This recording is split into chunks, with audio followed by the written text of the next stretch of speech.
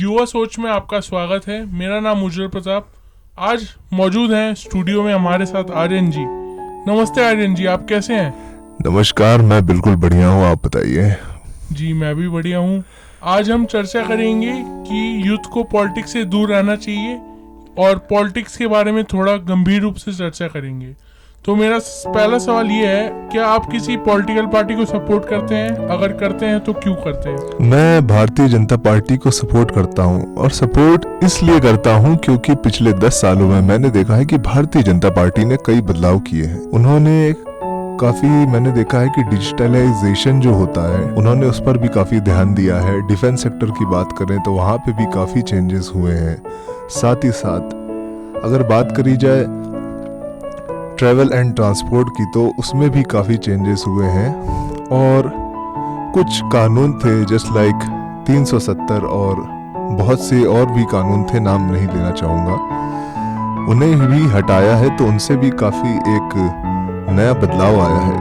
तो भारतीय जनता पार्टी को मैं इन सब चीज़ों के लिए सपोर्ट करता हूँ।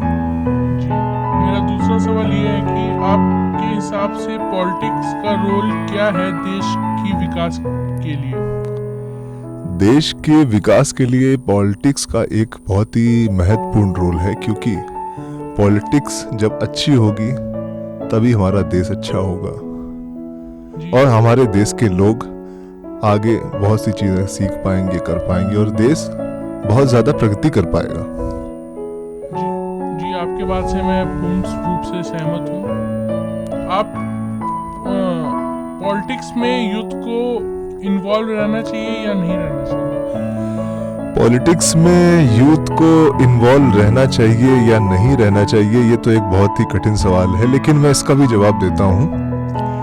मेरे हिसाब से यूथ को कैरियर पे फोकस ज़्यादा करना चाहिए, क्योंकि पॉलिटिक्स कोई मजाक नहीं है और पॉलिटिक्स में आने के लिए बहुत सी चीज़ों का ध्यान रखना होता है। जस्ट लाइक आपके पास पैसा भी होना चाहिए, आपके पास 100 लोगों की भीड़ को या कहूँ कि 100 लोगों की जनता को इन्फ्लुएंस करने की भी ताकत होनी चाहिए। तो मेरे हिसाब से तो यूथ को इसमें नहीं आना चाहिए, क्योंकि यूथ को अपने कैरियर पे फोकस करना चाहिए, वही ज़्यादा अच्छी चीज़ है। और पॉलिटिक्स ऐसी चीज़ है जहाँ पे तन मन धन सभी चीज़ों का पूरी तरीके से यूज़ करना होता है। क्या आपको लगता है सोशल मीडिया का पॉलिटिक्स पर कोई असर है? कैसे? जी बिल्कुल, सोशल मीडिया का पॉलिटिक्स पर इस प्रकार से असर है कि सोशल मीडिया पर इस प्रकार से असर है कि विजिबिलिटी नाम की जो चीज़ होती है, कोई भी प्रोडक्ट हो, कोई भी ऑर्गेनाइजेशन हो, कुछ भी हो, तो वहाँ पे जब हम उसे विजिबल करते हैं तो उसके लिए सोशल मीडिया या कहूँ कोई भी टाइप का मीडिया है तो उसका बहुत ही एक अलग रोल होता है। कोई भी प्रोडक्ट तभी आगे जाता है जब उसे ज़्यादा से ज़्यादा लोग जान पाते हैं, उसके बारे में समझ पाते हैं कि उसमें क्या खूबियाँ हैं और वो प्रोडक्ट लेने का फ़ायदा है या नहीं। ठीक उसी तरीके से सोशल मीडिया की एक अहम भूमिका निभाती है। रील्स के जरिए, मल्टीपल टाइप के कैंपेनिंग्स के ज़रिए सोशल मीडिया का एक अलग रोल है पॉलिटिक्स में। आपने किसी पॉलिटिकल इशू पर डिबेट किया है? उसका एक्सपीरियंस कैसे था? मैंने फिलहाल अभी तक किसी भी पॉलिटिकल इशू पर डिबेट तो नहीं किया है, लेकिन उम्मीद है कि आगे कभी न कभी ऐसा होगा तो मैं डिबेट में ज़रूर भाग लेना चाहूँगा। क्या आपके लिए वोटिंग का क्या इम्पोर्टेंस है? आप किस बेसिस पर वोट करते हैं? वोटिंग बहुत ही ज़रूरी चीज़ है और मैं तो कहूँगा कि जो बच्चे इस वर्ष से या अगले वर्ष से या उसके आगामी वर्ष से 18 वर्ष के होने वाले हैं, मेरे हिसाब से 18 वर्ष का होते ही सबसे पहले ड्राइविंग लाइसेंस ना बनवा के उन्हें सबसे पहले वोटिंग देनी चाहिए, सबसे पहले वोटिंग करनी चाहिए, क्योंकि वोटिंग एक सबसे ज़रूरी पार्ट है इस देश के लोकतंत्र का। तो मैं इस बेस पे फिलहाल वोट करता हूँ कि जिस हिसाब से पार्टी ने चीज़ें करी हैं, जो रूलिंग पार्टी है उसने चेंजेस किए हैं, उन्होंने क्या किया है, इन सभी चीज़ों को देख करके परख करके मैं वोटिंग करता हूँ। और मैं यही चाहूँगा कि हमारी जनता को भी हमारी पार्टी ने हमारे लिए क्या किया है, ये सभी चीज़ें देख कर ही वोट करना चाहिए। क्या आपको लगता है कि पॉलिटिशियन अपने प्रॉमिसेस को फुलफिल करते हैं?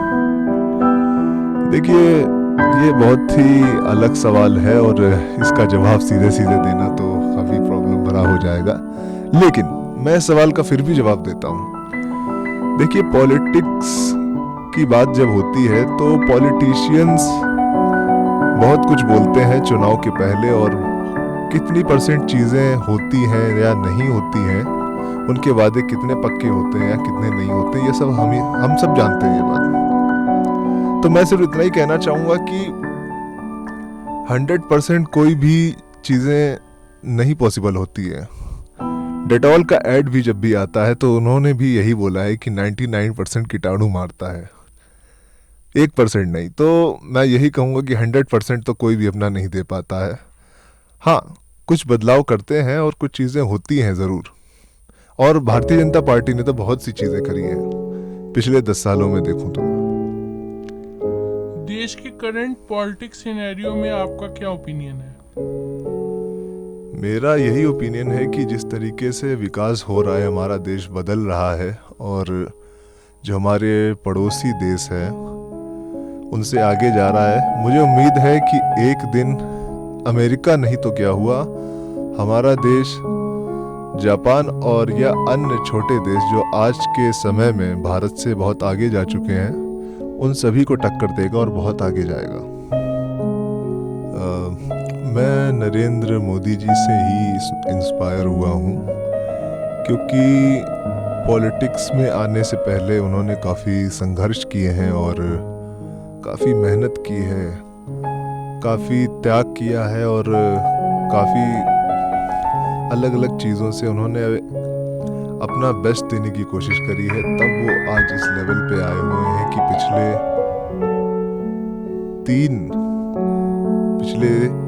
तीन कार्यकाल से प्रधानमंत्री हैं वो। प्रधानमंत्री बनना तो सभी चाहते हैं और सभी चीज़ें करना चाहते हैं, लेकिन कोई यह नहीं कहना चाहेगा कि किस प्रकार से विकास होना चाहिए और किन ज़रूरी मुद्दों पे ध्यान देना चाहिए, जो कि देश को बदलने में और देश का विकास करने में एक अहम भूमिका निभाते हैं। मेरे हिसाब से उन सभी मुद्दों पे, उन सभी चीज़ों पे नरेंद्र मोदी जी की सरकार ने, भारतीय जनता पार्टी ने बहुत ज़्यादा ध्यान दिया है, बहुत ज़्यादा उन्हें परखा है, उन्हें समझा है, और तभी आज के समय में इतना ज़्यादा बदलाव किया है कि पिछले 10 सालों में हमारा देश बहुत आगे जा चुका है, काफ़ी बदलाव हो रहे हैं।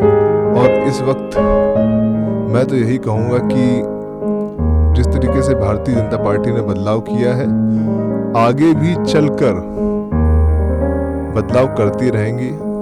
और नरेंद्र मोदी जी की रूपरेखा जो उन्होंने तय करी थी कि हमारे देश की स्थिति आज जो है वो आगे क्या होगी, वो उस हिसाब से ही चीजें हो रही हैं इस वक्त। और वो तभी हो रही हैं क्योंकि नरेंद्र मोदी जी हमारे आपके, या मैं कहूं कि हमारे देश में किसी भी टॉप लेवल की किसी बिजनेसमैन के बेटे नहीं हैं, ना कि बल्कि किसी अन्य पॉलिटिशियन के बेटे हैं। मैं कहूँगा कि प्रधानमंत्री जी हमारे देश के बेटे हैं